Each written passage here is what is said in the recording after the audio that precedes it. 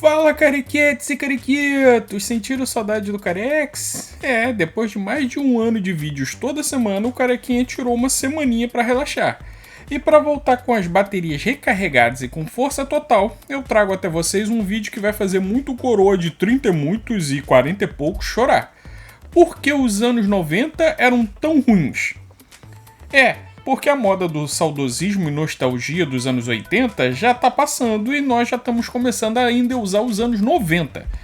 E nos 80 Careca era apenas uma criancinha, mas nos 90 eu já estava bem ligado nas coisas e por isso eu não vou deixar você cair na ilusão que tudo nos anos 90 eram flores. Ou talvez eu deva dizer que nem tudo eram peitos. Mas aí eu estaria mentindo, porque tudo nos anos 90 eram peitos mesmo. Enfim, uma semana se passou e tu pode ter esquecido do esquema, mas eu vou te lembrar. É só dar um like, clicar no sininho e se inscrever e também comentar, que aí tu já deixa o teu careca favorito feliz. Agora entra na banheira do Gugu e se prepara para pegar o sabonete. Vai!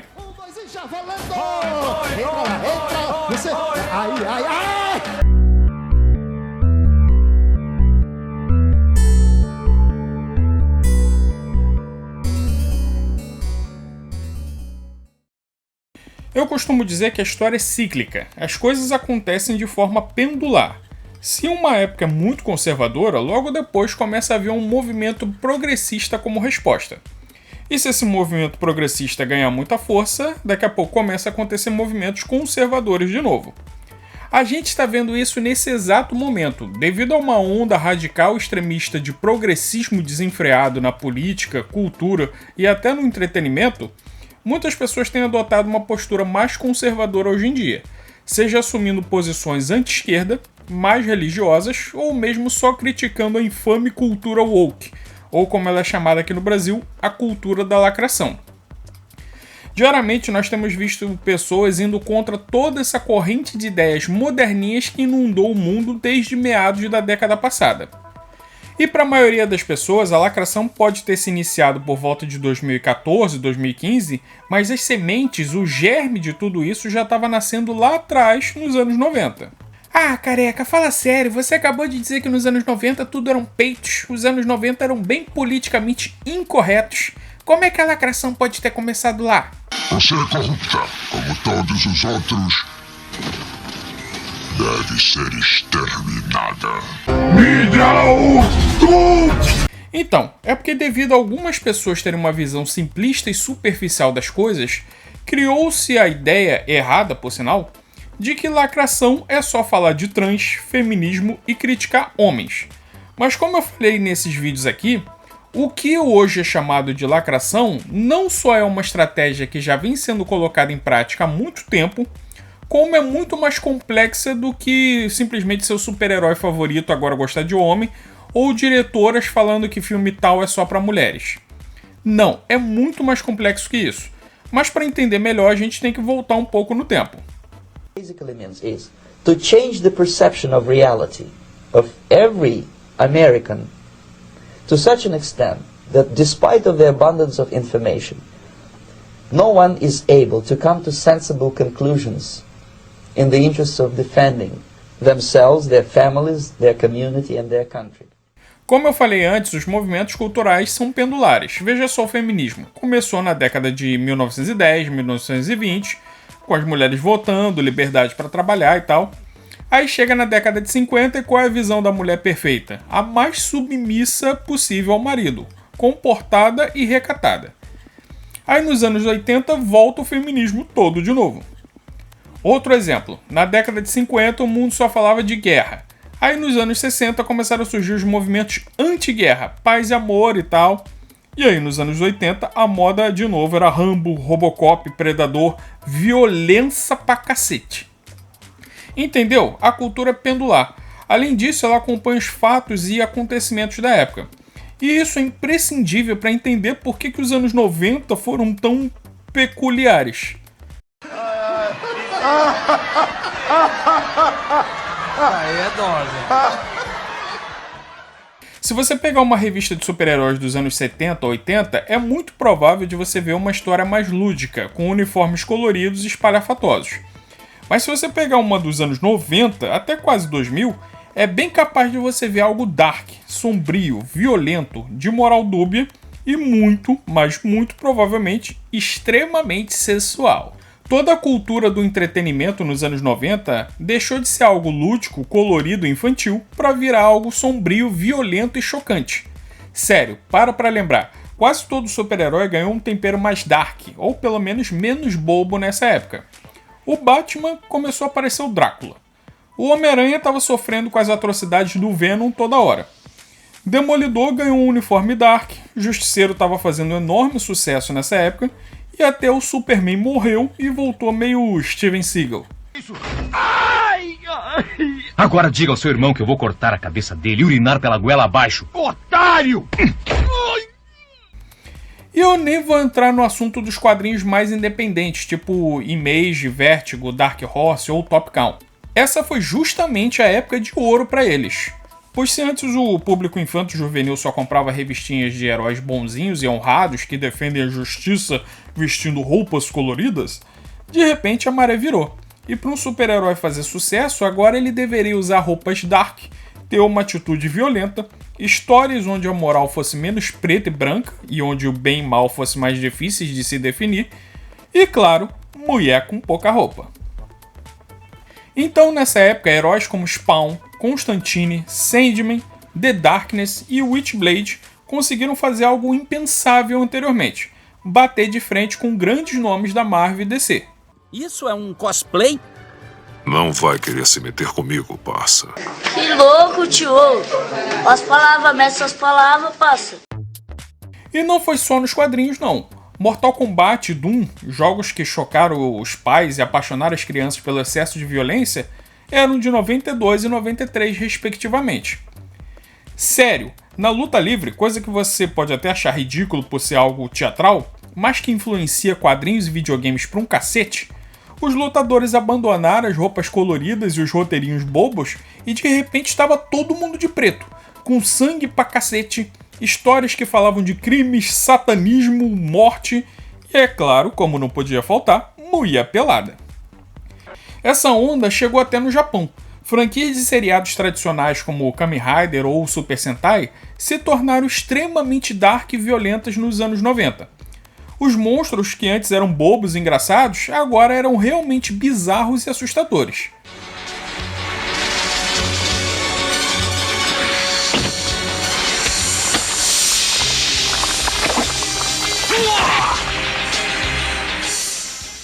E por que tudo isso aconteceu, careca? Bem, existem muitos fatores que incidem nessas mudanças de paradigma no entretenimento. Dentre eles, como eu falei, fatores políticos e sociais. Nos anos 60, por exemplo, tinha a corrida ao espaço. Estados Unidos e União Soviética estavam literalmente apostando corrida para ver quem chegava na Lua. Então a ficção desse período falava muito de ETs e viagens no espaço. Já nos anos 70, se falava muito de drogas alucinógenas, misticismo e esoterismo. Então as histórias desse período são muito místicas e psicodélicas. Já no começo dos anos 90, tiveram alguns fatores importantes que eu acho que influenciaram diretamente nessa darknização, digamos assim, do entretenimento. Teve a Guerra do Golfo, um grande conflito entre os Estados Unidos e o Iraque, e uma guerra nesse nível era algo que o mundo não via desde o Vietnã nos anos 70. E outra coisa era a campanha antidrogas americana, que na verdade começou nos anos 70, mas teve que subir de escala acompanhando o tráfico que crescia absurdamente. Então nessa época na TV só se falava de cartel de Medellín, Pablo Escobar e outras organizações aqui do Brasil mesmo, que não convém falar o nome. Inclusive, se você gosta de jogos de arcade antigos, você já deve ter visto essa tela aqui, ó. Isso era uma campanha antidrogas que o FBI fez, e todo ou quase todo o arcade da época, os populares fliperamas, eles tinham essa tela no título. Isso tudo influenciou o entretenimento. Só que a princípio isso não chegou até o entretenimento infantil de cara não. Primeiro atingiu o entretenimento adulto. Filmes pornô, careca? Não. Quando eu falo entretenimento adulto, eu tô me referindo a filmes de conteúdo mais violento e sombrio, que pelo menos em teoria, não deveriam ser vistos por crianças. Não toque em mim, cara, não toque!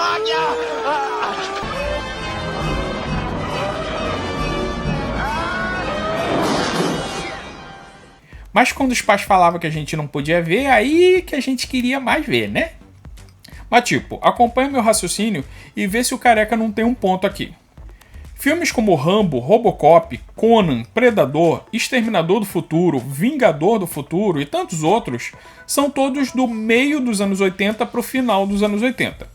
Alguns, como o primeiro Alien, são até mais antigos, do final dos 70. Mas foi só lá para 87, 88, 90 que essas franquias chegaram ao auge. Até porque, salvo algumas exceções, a maioria dessas franquias bombou mesmo nas continuações.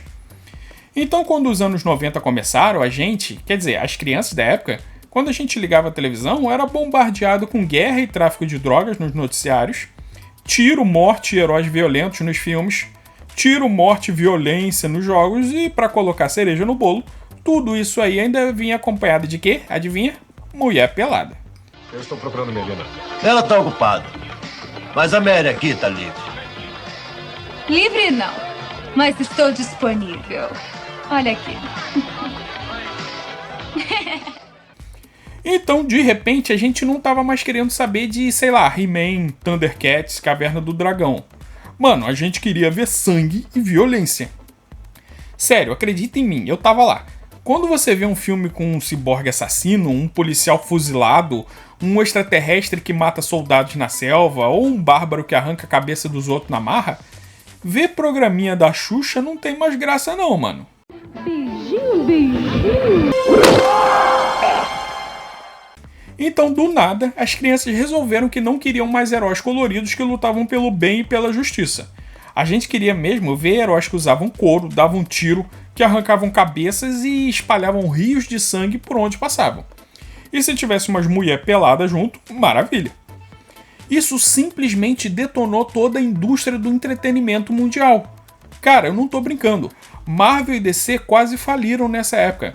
Empresas de videogame quebraram, bonecos encalharam, programas foram cancelados, etc. Imagina você ter uma empresa gigantesca que ficou multimilionária vendendo produtos para criança, tipo a Hasbro, Mattel, Marvel, ou até a nossa saudosa Estrela que a gente tinha aqui.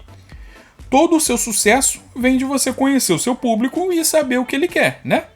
Agora você imagina que literalmente da noite pro dia todo o seu público não quer mais coisas de criança. Aí você só tem duas opções, ou você se reinventa para tentar acompanhar esse novo gosto, ou vai à falência mesmo. E aí foi o que aconteceu. Como eu falei, quadrinhos ficaram dark e violentos, desenhos ficaram dark e violentos, luta livre, videogame, RPG, tudo isso ficou mais dark e violento. Tudo que quisesse atingir o público infantil no começo dos anos 90, até mais ou menos 2000, precisava ser sombrio e ter uma moral cinza. E também, você já sabe, né? Mulher pelada. Só que como eu disse lá no começo do vídeo, os tempos mudam. As pessoas mudam, governos mudam, fatos mudam, e mais ou menos no final da década de 2000, comecinho de 2010, essa moda de coisas sombrias já estava morrendo.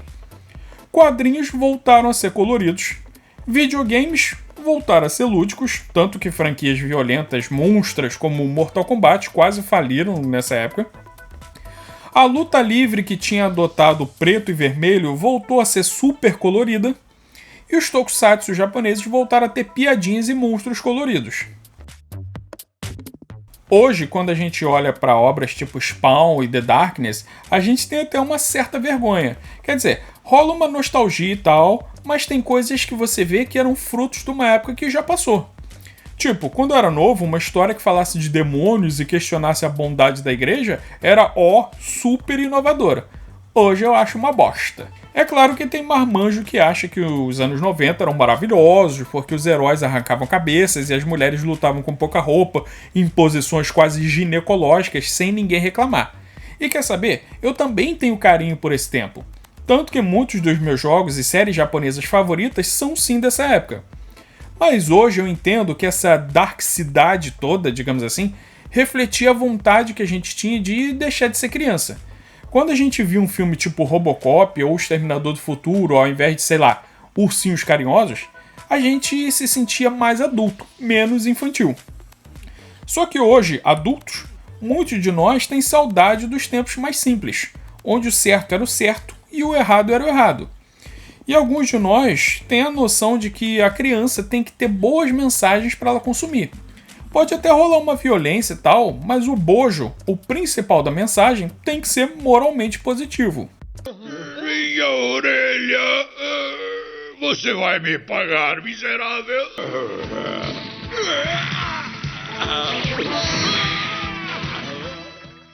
Ah, careca, então você tá falando que o entretenimento de hoje é melhor do que o dos anos 90? Não, longe de mim. Inclusive qualquer coisa, seja filme, quadrinho ou série, que seja de 2010 pra cá, eu já fico com o pé atrás antes de ver.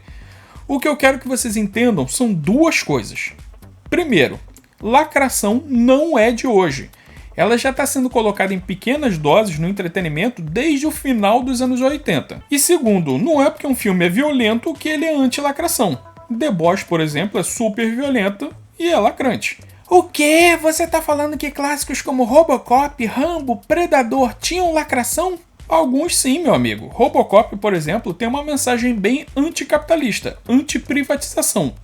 O 3, inclusive, é quase pró-comunismo. Rambo já era o oposto. O primeiro era um filme anti-guerra, mas depois virou pura propaganda política anticomunismo. Outras franquias a gente teria que analisar caso a caso, mas é inquestionável que, por exemplo, os quadrinhos mais cult como Spawn, Sandman e Hellblazer são recheados de lacração. Eu, inclusive, tenho 2 vídeos abordando a lacração nos 2 primeiros.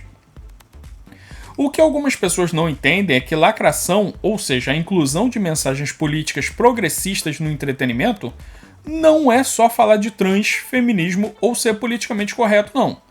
Isso é muito evidente atualmente porque essa é a bola da vez na política atual. Mas em outros tempos, a lacração, por assim dizer, tinha outros alvos. Toda e qualquer forma de questionamento da moral vigente, de inversão de valores, de introdução à pornografia, de denegrir o que já é estabelecido há séculos como sendo bem, em detrimento do mal, tudo isso é lacração também.